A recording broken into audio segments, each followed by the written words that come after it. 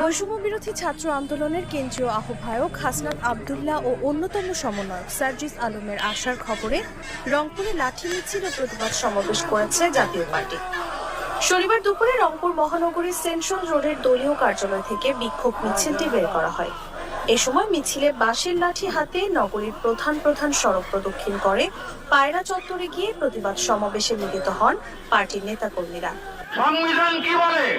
সংবিধান বলে যে আপনাদের সংবিধানে যারা ভিভিআইপি প্রোটোকল পাওয়ার মানুষ তাদেরকে আপনারা প্রোটোকল দেবেন।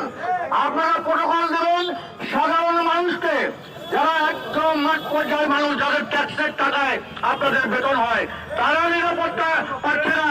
999-এ ফোন দিয়ে পুলিশ পায় না, একখানে একটা গন্ডগোল হলো পুলিশ আসতেছে, তার খবর নাই। আর আপনারা দুইজন কুলাঙ্গারকে আপনারা